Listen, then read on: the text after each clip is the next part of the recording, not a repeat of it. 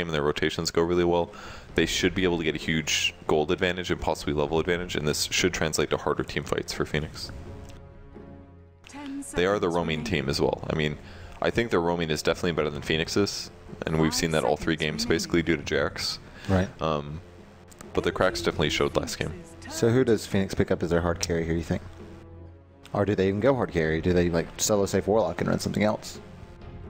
They need better disables to deal with Weaver, if possible. I mean, pre-BKB, they're fine, but once BKB comes on Weaver, then they're going to have trouble. Do they risk like another Slardo pick even?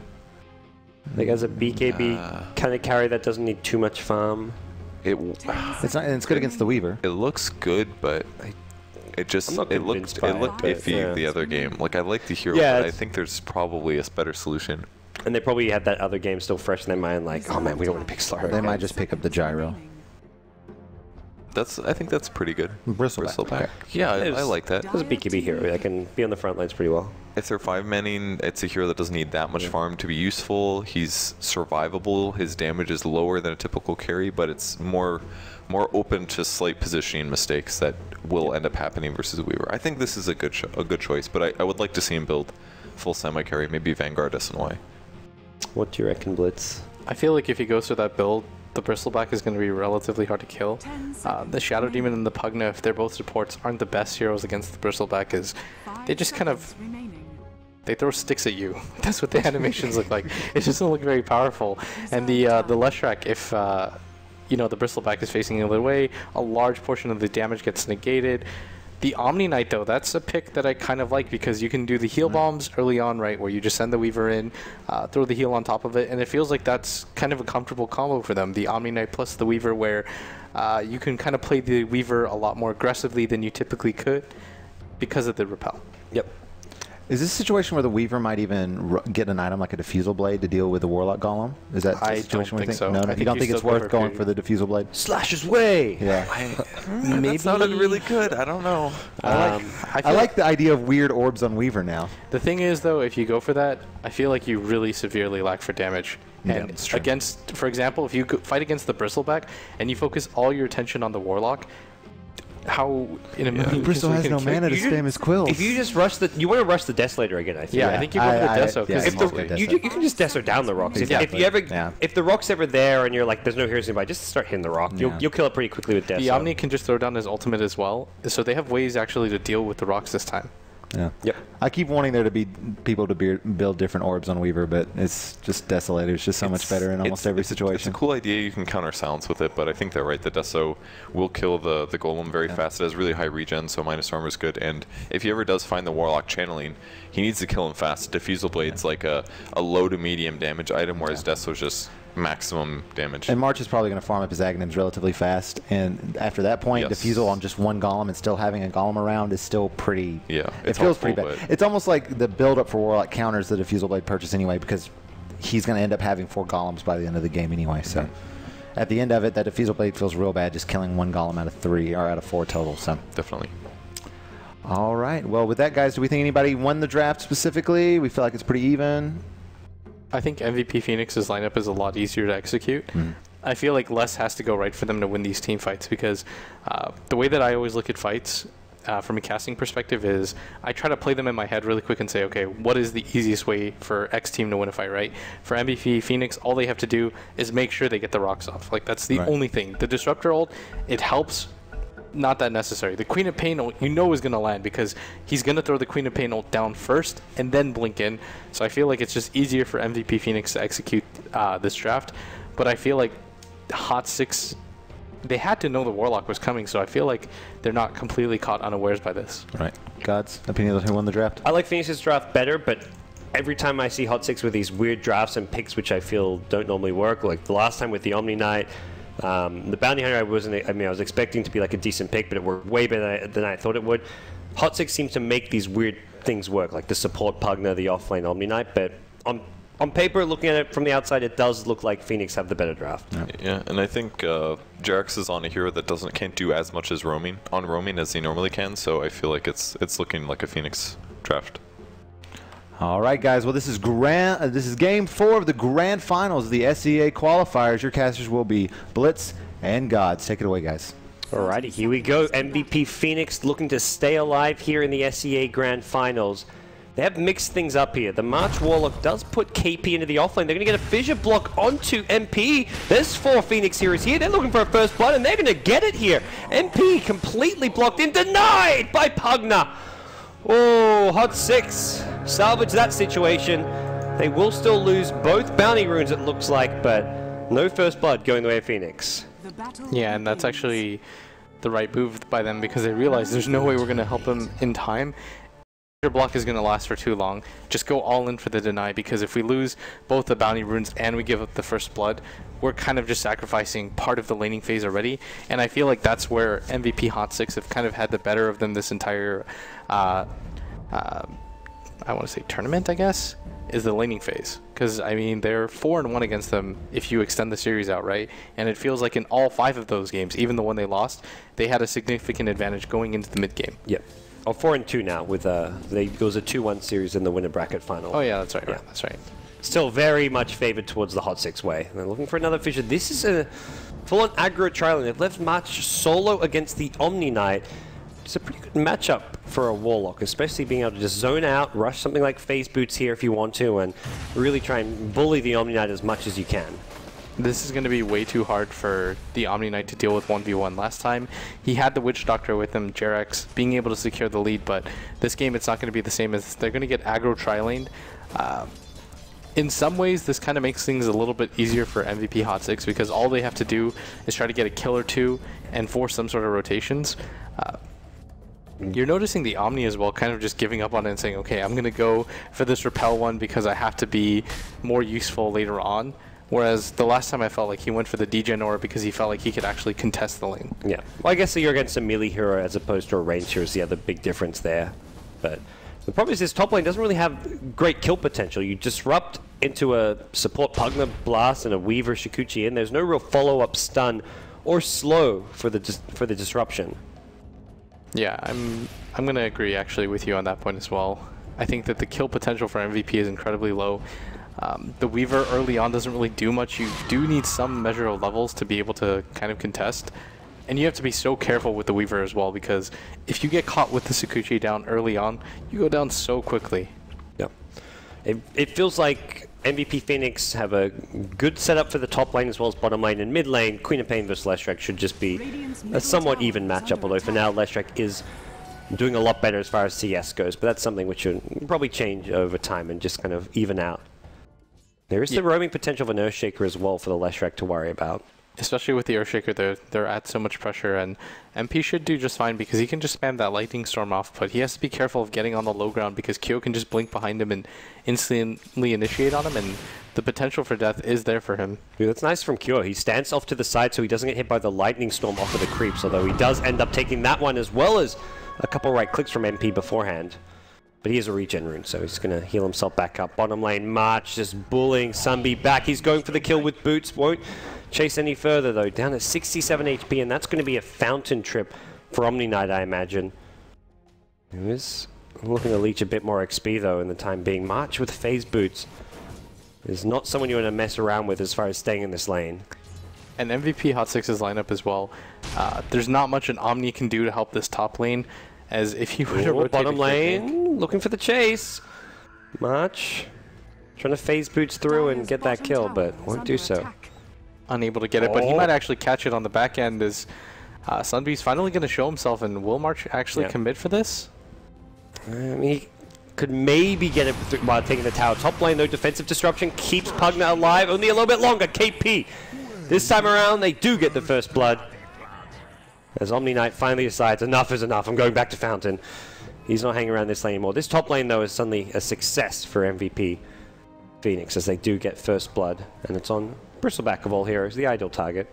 And this is 3 lanes won now for MVP Phoenix, at least in the very beginning, as Forev doesn't have the best CS, and March playing that Warlock. For me, personally, I feel like Warlock's weaknesses lies into the early game, the laning phase, where you don't really have high kill potential. Yes, you can zone somebody out, but against dual lanes, you don't really do too much. And ganking him is super easy. But if he gets that early Midas, if he gets that early farm advantage, I feel like it's just a little bit too difficult to stop in the mid game because you never want to engage. Oh, Earthshaker. I mean, talk about winning all 3 lanes. The one lane that was maybe a bit more even was mid, but they're looking for a kill now with the Earthshaker. Qo bottling up, gets one more Scream off the Shadow Strike. Bottle Charge is healing him up in between, but Qo gets the kill, and now all 3 lanes well and truly won. Yeah, and Febby kept looking for that opportunity, and he was able to get that one as there was no ward there. And once again, the Pugna, he actually heads back top, I think. They want KP, and they'll get him a couple of Shadow Poison stacks enough. He actually leveled that up. Not something I was expecting to be as potent as it was. Another Shadow Poison stack. Straight in for this. Nuts wants to kill one more poison. That's going to be a kill onto Nuts, I believe. Tick, tick, tick, tick, tick, tick. Coming soon, not yet. Meanwhile, March getting low. Does say a lave against 4F here. Nuts just lingering around. He knows he's dead. Will go down to the Shadow Demon, who does not get XP for it, and the Warlock survives. Drop the rock defensively, but gonna be happy just to stay alive against that Weaver aggression. If they would have been able to kill that Warlock from that TP, forced him to blow his first rock, got nothing out of it, been absolute worth right there for Hot6, and I would have called the laning phase somewhat even again, as that's a pretty large investment by them. As Sunvi hasn't really had the best time though, as he's actually just pulling the enemy creep camps over. And in terms of the laning phase, I still think this does favor MVP Phoenix right now. Well, this is going to turn things a bit more in Hot6's way if they can catch out Queen of Pain. And they will. The nighttime vision making it hard for Queen of Pain to scout out that Shadow Demon rotation. Now Earn charges with the Shadow Poison. Jerax just being aggressive all over the place. This is going to be close with that Nether Blast. I think that's a kill. 2 poison sacks. Going to be close with the Soul Catcher. 127, 128. Not quite enough. I think he needed one more there. Yeah. Yeah, and Febby's looking for it as well, but this is the weakness of March, is he can't really come in, and he has to be careful here. Can't really overcommit as Febby is ready. has overcommitted. Mart's still there, but without a rock, and they're going to go on Febby to start things off. Warlock does get the kill into Pugna, but does pay for it with his Earthshaker's life, and will go scurrying away. Those phase boots have definitely helped him move around and fight a lot better. Sunbee's going to continue to rotate to this bottom lane, but I mean, how is an Omni Knight ever going to contend with a Bristleback or a Warlock, especially one that's had such a poor early game start? I don't actually feel like he's going to have any impact in the laning phase, but again, that's not what Omni Knight is supposed to do. I feel like in the game where they had a lot of success with it, they got kind of lucky with how well that Omni Knight was able to CS, but I don't think they're expecting that to happen again this game, and I think they're okay with it. Well, for now, his actual CS is kind of caught up. He's actually doing better than the Bristleback for now, but top lane, maybe some problems here as 4Rev looking to Shikuchi away. Glimpse not going to catch out the Weaver. They're going to scout out Heen, who gets initiated on Sonic Wave Scream. Qo instantly pops Heen on the Pugna and should be just fine against this Purification Shikuchi. Will be forced to blink on out defensively, but with 8 minutes approaching, he'll just probably make his way towards that top minute 8 rune. I'm actually really surprised that the Omni Knight chooses to reveal himself there as well, because it opens up the lane again for March. He has to realize that there's nobody that's going to come to pressure him, and that's just more free farm time for him. Yep. He's, I think, got his Midas coming out now. Yeah, that courier holding on to the recipe, and that'll be arriving shortly. 8 minutes in, phase boots Midas. This is on track as far as the Warlock's concerned. That's such a reasonable timing for a Warlock. He gets the phase boots to be able to pressure the rest of the lanes and actively participate in the chase, and it helps his base damage so much as he has one of the better animations in the game, and then you're getting the hand of Midas without being pressured whatsoever. I think you just continue to build on this lead as the Omni Knight is so poor right now. Well, Omni Knight back towards the top lane. His movements around the map so far not really amounted to too much. As it seems MVP Hot6, they want to go group up, they want to push some towers. Shadow Demon not up here yet, but they've got everybody else. It's time to kind of work away here, but with an Earthshaker off to the side in a good position to get off a fissure, this is a very dangerous place to be pushing at this stage of the game without anything like a mech on your side. I guess the Omni Knight's the mobile medic here. I think they're just waiting for MVP Hot6 to overcommit for this, come in with the Warlock, drop the rock on top of them, lay down the fissure so there's no escape. Well, they're going to glyph up. Febby still hiding, gets scouted up by the Weaver. Shikuchi on forward. Febby just going to run away. Drops his sentry even to be on the safe side. And the damage he took, he may be the end of the defense of this tier 1 tower.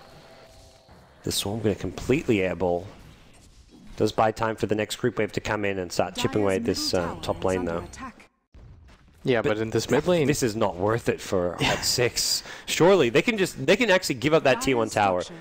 I think ideal scenario is you just give it up, delay it as much as possible, but do not give up kills. And how are they even getting kills? Unless they get disruption into a Leshrac stun, that's their only really avenue into finding kills. they get the tier 1 at top. We're going to see if this was actually worth it, as QO is putting so much pressure in this bottom lane. March is doing a lot of damage. I think even without a counter tower, the amount of damage they did to the mid and the bottom tower is fine for Phoenix. Yeah, they didn't get the money for it yet, but they probably feel like, well, next time they group up as 5, we'll definitely get 1 or 2 of these other towers, so... I completely agree. You have pushing, you have a pushing style lineup. You've got Queen of Pain that's going for a Necrobook 3. You've got the Warlock who screens push, right? So you're not too concerned whether or not you take it now or 2 minutes from now. It doesn't really make a difference. The key, like you said, is that they got it somewhat low, so that next time they go for any sort of all-in push for that top lane, they can just kind of take out 2 towers at once and give themselves enough of a gold lead from there. Yep. There's no real like early game item time. It's like, man, we really need this item in the next couple of minutes, like a mech or something. It's an ag scepter for Warlock, so whether you get the towers now or 5 minutes from now, that's not going to change the ag's timing too much. The Bristleback is looking for like Vanguard into SMY or Vanguard BKB type build. Queen of Pain looking for more mid-game oriented items, I imagine. Well, the Necrobook you mentioned, so I guess an early T1 tower may accelerate the Necro 1, Necro 2, but not the biggest deal for them. And well, here we go. Now they're going to say, well, it may be time to take the T1 now. They're going to TP in the Pugner on the dire side. Even just getting a deny here could be good news for Hot6, and it does get down to deny range. It looks like, unfortunately for Phoenix, they get it down a bit too low. Yeah, that Pugna doesn't have the most mana, but they do have Defender's Advantage, and it looks like MVP Phoenix is going to be okay with that. Yeah, the tower gets denied, but it's about the map pressure that you put by just getting rid of that mid tower without having to use any major abilities. Yeah, and they're already pressuring the top lane. That's a lane that Hot6 do not particularly want to have to go defend and push out top lane, because they've already taken the T1 tower. Not the most efficient use of their time, and awkward Sonic Wave comes out from Cure. Maybe trying to find the Pugna with a Scream combo there as well. Maybe he only anticipated one hero there, and then thought he could throw it out, and then he saw the second one come in and decided against the blink. That's the only scenario that I think that works out, or it's a misclick. Yep. Well, he's going to just get back to safety for the most part, and we'll see MVP Hot6 pressure bottom, meanwhile Phoenix pressuring top. And we may be in for a tower trade here. This is not really an easy tower just to TP into, as you'll be going in 1 by 1 and just kind of setting up for the kind of chain stun, not to mention the glimpse back from the disrupt to be used to prevent any tier 1 tower defense. So it will be just a tier 1 for tier 1 exchange. And now the question is going to be whether or not Hot6 can take the mid tier 1. This looks to me like a tower Phoenix will try to defend. Yeah, I think they absolutely should. They don't have the disruptor ulti, but it doesn't really matter because I feel with the rocks, they can't really lose this fight. Well, they also don't have the Sonic Wave is the one other problem here. March pump faking his ultimate, won't actually go for it, and it's going to be Phoenix actually rotating all 5 of their heroes back towards mid. Not the most efficient movement, but they wanted to get out of that top lane anyways and probably farm up their own jungle, even decide to pressure and go for a team fight. They're actually going to make their way towards mid lane and try and get something done. Necro 1 summoned by QO, and these Necrobooks have received a buff here. They're going to go forward here. They've got the rock available. Ooh, that purification hurts, and KP will be deterred from chasing further. I think if you're MVP Phoenix, you want to get aggressive like this as well, because you want to be able to drop the rock in an offensive position where you're actually in a position to push instead of dropping it near your own tier 1 tower. You drop it there, you probably don't have enough time for the rock to trudge across mid, actually beat down on that tier 2. But if you're able to put some damage down onto that mid tower, get aggressive, look for the counter initiation, I think that plays okay. So we'll see where their next move is going to be. The Ag Scepter for Warlock is coming up ridiculously fast. This has been an entirely uncontested Warlock from the laning phase into the mid game where he's been pressuring towers. Do they have the lineup that can deal with this Ags and later on refresh a Warlock, do you think? I think the Ags refresher is going to be way too big of an issue, because aside from the Weaver, they don't have the best way to DPS it down. On top of that, you have to deal with the Bristleback and the Queen of Pain, right? It's not just the Warlock Ags refresher that they have to run into. It's the Bristleback who's now picked up a Vanguard. It's the Necronomicon 3 Queen of Pain who can pretty much do half of everybody's HP with her ultimate at level 3. There's just too many factors that have to go correctly for MVP Hot6 in these team fights. Like, they have to kind of kite perfectly. Frev has to be able to deal the most damage in the game for them to be able to stand a chance here. And you notice that Sunbee is sticking so close to him, but they have to be careful. Oh, this time he doesn't get the repel off to stop the glimpse. He was mid-cast. We saw that in the previous Omni Knight game, using it to counter the glimpse, but a bit slow on the cast, and that's a free pickoff going the way of Phoenix. This should be a tier 2 tower. KP's just going to go running forward and look to go on that Nether Ward here, which does force out a defensive decrep, and also unfortunately chews away at most of KP's mana. Queen of Pain bottom has a Sonic Wave, will hold on to it for a little bit, goes in for the kill, but will be delayed by defensive disruption. Jarek's got off a defensive earn with it and will keep himself alive. Nice earned defensive disruption play, and healed himself up during the disruption and gets out of there alive. Also, I think Queen of Pain respecting the max Shadow Poison build that Jarek's has pulled out. It does so much damage, and it's really unexpected because the math on it is so weird. You don't play against it enough times, and it's not a popular enough hero that you're like, okay, at 6 stacks of poison, it'll do exactly this much with an urn ticking at me. You also like are unsure how much damage it's going to do. Well, you're unsure what level it is, so you've taken 3 or 4 stacks. You're like, maybe it's level 1. I don't know. Maybe it's level 2 or 3. Until one of your teammates has actually tested it and died, you don't really know. All right. Okay. As I was saying, there we go. I mean, Febby's just like, okay, I'm sitting on like 3/4 HP. I'll be okay. He had 10 stick charges as well. He just didn't anticipate that. Even Purge is like, okay. That was... He was so down with that because I know Shadow Demon's his hero. One for the highlights, perhaps. Or the fails of the finals. I don't know. I'm not sure. I think it was well played by Jarvis as well. I agree. I don't actually think Febby... I mean... Yeah, he didn't have to die there. He could have avoided it, but that was definitely I was watching the shock factor. I was not ready for him to die. Yeah, neither was he. So the Warlock continues to farm out the jungle, and he's getting closer and closer to that Aghanim Scepter. And I feel once he gets it, they're gonna have a really, really nice timing where they'll have the Necrobook 3, they'll have this Aghanim Scepter up as well. They've got the Bristleback's Vanguard. They don't really need to wait for too much, as Sunbee's gonna be the target here.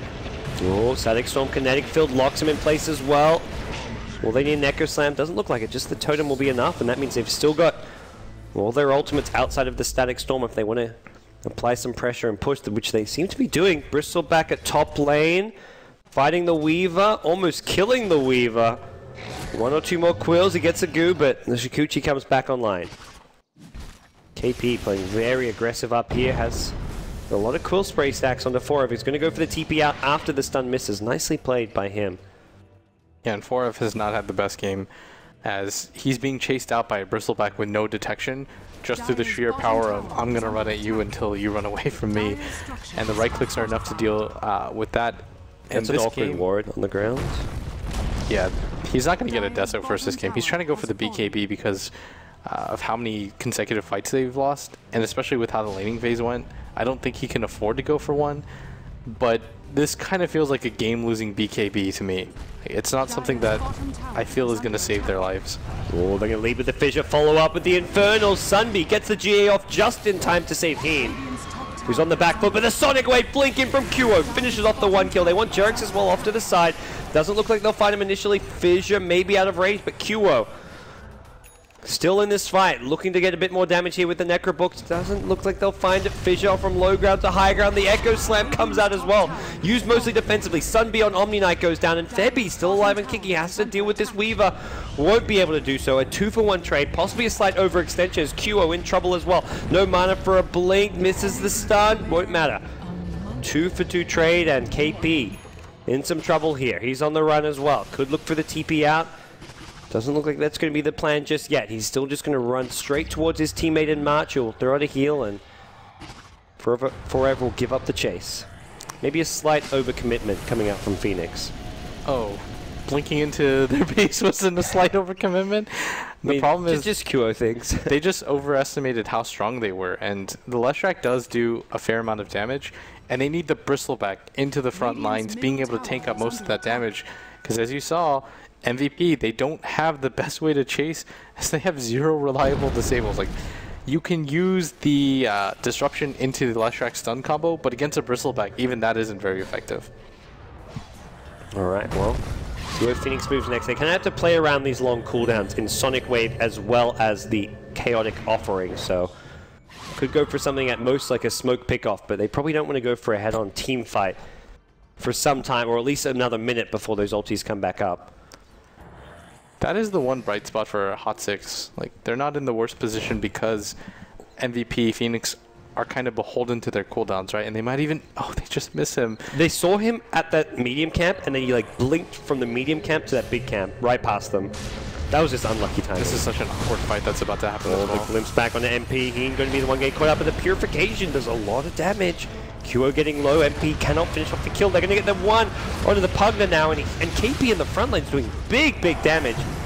MP falls back, does not want to fight into the Necro 3, but this Necro 3 could blow up on him. MP gets close to bringing it down, doesn't do so. He gets a double kill instead. Sonic Wave off to the side, does not get Sunbee. The Scream will, but MP's there.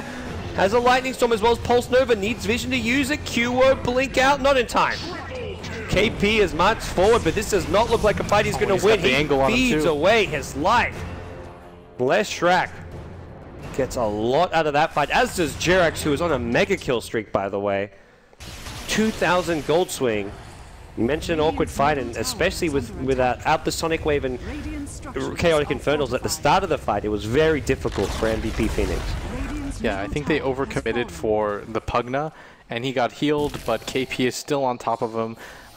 The Queen of Pain, after going for him, took so much damage, wasn't in the best position, and he tried his best, but you're never going to get an ideal fight with him at that low of HP. The Warlock Golems weren't ready as well, and yes, you got the Disruptor ultimate off, but Febby wasn't even in the best position, and Jerax, meanwhile, in the backlines, just continue to throw poisons out. The repel on MP saved him when he killed that Necro 3 as well. It's like, I'm pretty sure he killed him. Like, he didn't take any damage. What's going on? But looking back at the fight, he was repelled up, and repel Leshrac, pretty damn scary. A lot scarier than a repel Weaver at this point of the game. And so the Weaver has his own BKB, so that repel is going to go onto MP every single time, and now he just has to build for a damage item, and they're okay suddenly. That was a 4-man wipe, if I remember correctly. I don't think the Warlock died, but him dying isn't a big deal. Oh, they got the Omni Knight only, but yeah, 4 for 1, I guess. Weaver brought down at bottom lane. Earthshaker finds a pick off there. Queen of Pain will get out alive as well. They may look to chase on. This Shadow Demon, Jerax, a lot of farm to his name. Anything to cancel the TP, you betcha. Jerax, Echo slammed, MP's there with a repel on himself. He's going to turn this around, bring down Febby on the Earthshaker. We'll farm up the Necro books as well. That's some easy money going his way. QO's blinked forward, wants to finish off Jerax. Will do so. Sunbee not there in time.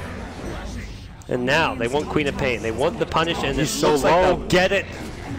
Oh man, a blink decker on MP's Leshrac, and now they can clean up these rocks even. KP on the front lines, doing what he can. The Static Storm goes down. MP. They don't have a way to get in though and actually make use of this Disruptor ult as KP. Well, now he does, and Sunbee's actually just gonna heal him up, I think. And Sunbee doing what he can, pulls out the Guardian Angel now. This Quill Spray's not gonna do anything during this. MP still fighting strong, has a lot of Bloodstone charges,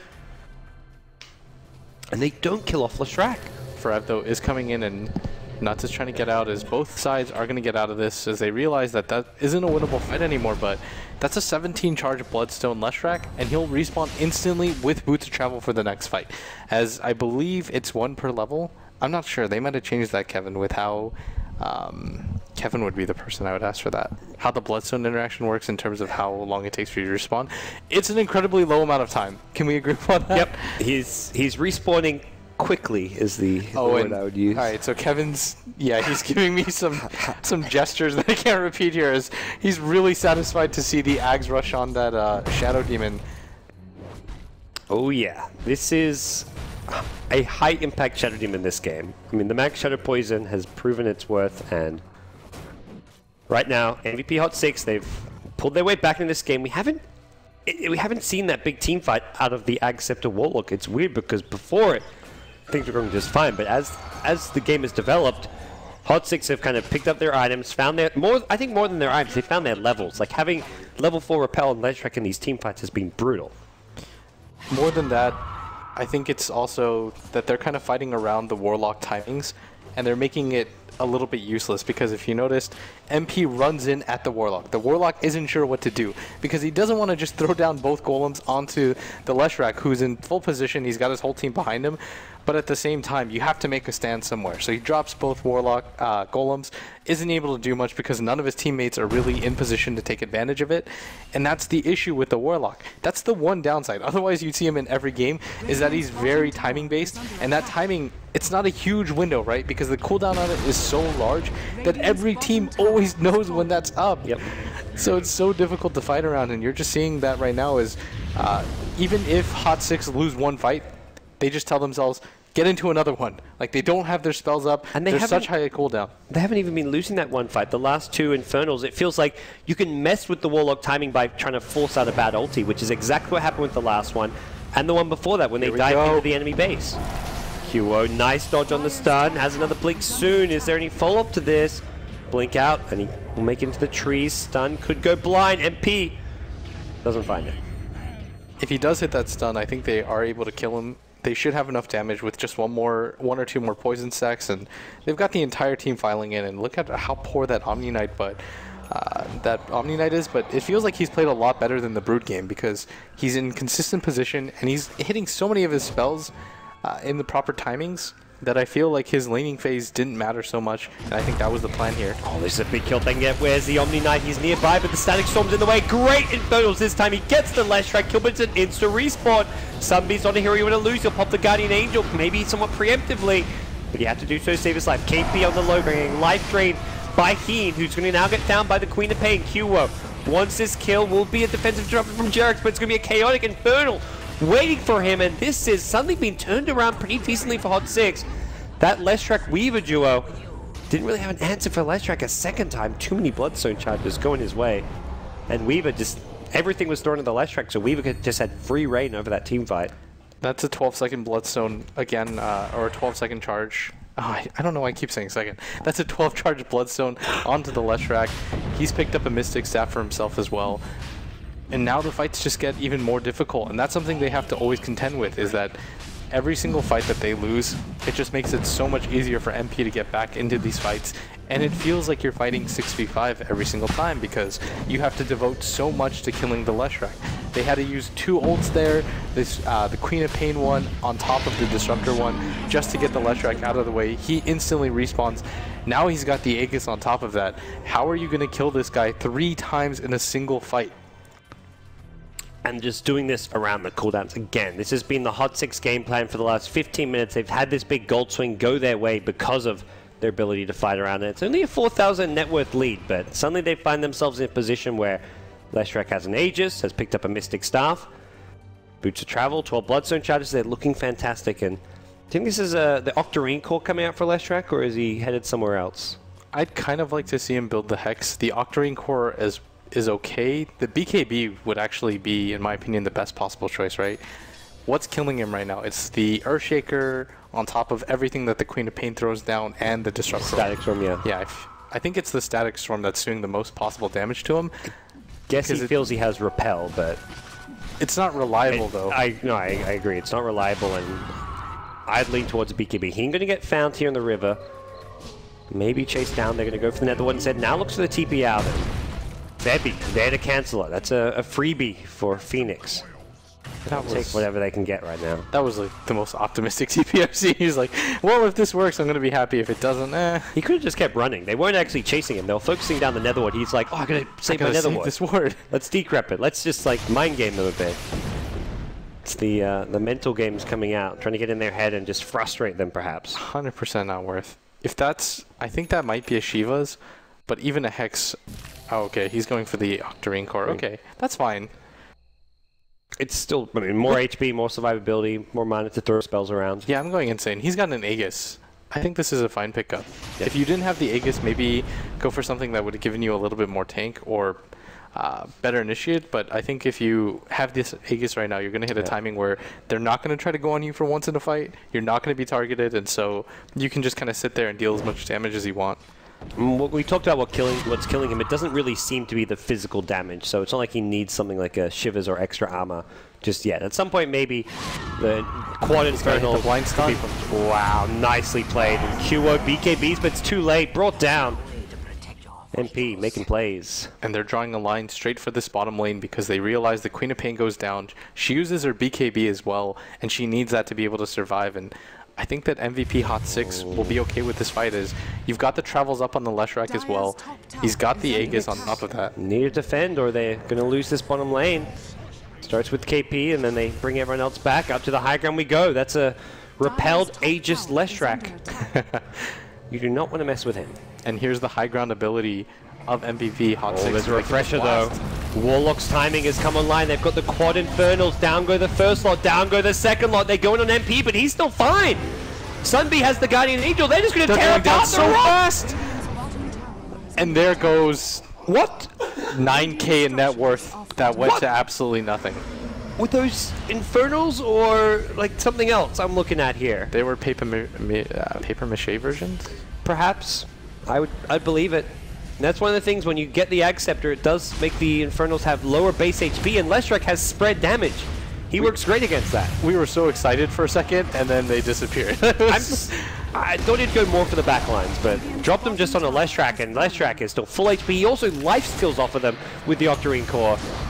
This is looking really bad for Phoenix. They've got no Warlock ultimate. Queen of Pain goes in with the Sonic Wave. It's being healed off by the Omni Knight. Only the Pugna gets low, and Pugna's still alive for now. Heen taking damage to the Shadow Strike, but it's going to be QO. The target, MP, blinks forward, brings down Queen of Pain, and still no buyback on Queen of Pain. Earthshake is brought back into the fray as Pugna down for 40 seconds on the Hot6 side, but it doesn't look like it's going to matter here as the bottom lane of Rax under siege. Weaver delivers a Daedalus during the middle of this fight. Takes a bit of damage there from a Necro 3 unit, but he's going to heal it back up using the time lapse, and now bottom lane of Rax will be claimed. MVP Hot6 with a 2-1 lead get one Rax closer to cinching their spot at the International 5 in Seattle. All of a sudden, MVP Phoenix. I mean, this has to be so demoralizing. You drop the quad rocks and it does nothing. Oh man, and then Warlock just going to get jumped and taken apart. They're just playing so ballsy right now on the Hot6 side. They play by their own rules. They say, okay, you can have your free farm Warlock, you can farm your Accept, you can farm your Refresher, and it's not going to be an issue. Yeah. I really thought that was going to do a lot more because in the Complexity versus Gnar game, we saw how effective those 4 golems could be, but in this game, it just felt like they went down so quickly. As we see here at this bottom lane, there goes rock number 1, and immediately followed up with rock number 2, and they're gone. Just lightning storm or 2 and the Pulse Nova, no issue at all for MVP Hot6 to deal with. They even cut Hot6 in half. The fissure blocked the ramp. There was Omni Knight and Leshrac stuck on the high ground. Didn't matter. And Febi's going to be the target now, and if he goes down, they're not going to have... That's a double crit. Oh, QO's actually going to get stunned from the top. QO blink back. There's a glimpse onto the Weaver, but Weaver's got no problems right now. He's going to get healed up and repelled. That allows him to bring down the Necrobooks. These Necrobooks have just been free money for MVP Hot6 throughout this game, and I think maybe an item that QO might be regretting at this stage. Easy to say that in hindsight, but the number of Necrobook kills and the low impact from these items have been very noticeable. I think he presumed that the bottom fight was going to go a lot better than it did with all of the rocks. He's like, okay, we're going to have this sick pushing lineup. We can deal with the Weaver in fights, but they didn't account for this Leshrac. To the high ground we go. MP blinks forward. No longer has an Aegis, but he doesn't seem to care. He's getting healed up, and no one on the Hot6 side taking damage. They drop the rocks once more, but MP in the Static Storm will just run south instead. Now he's going to turn and fight. Just starts throwing nukes at the rocks. He's healing himself up. His team in a bit of trouble. Leshrac finally goes down, but 5-second respawn. Boots of trouble. He can come back in 4. Won't get off a time lapse though. He'll buy back time lapse. He's back. Full HP. Leshrac's back as well, and this mid lane is in all sorts of trouble. Oh, he's back to Fountain. Can Weaver afford Boots of Travel? Doesn't look like it. 4-Rev.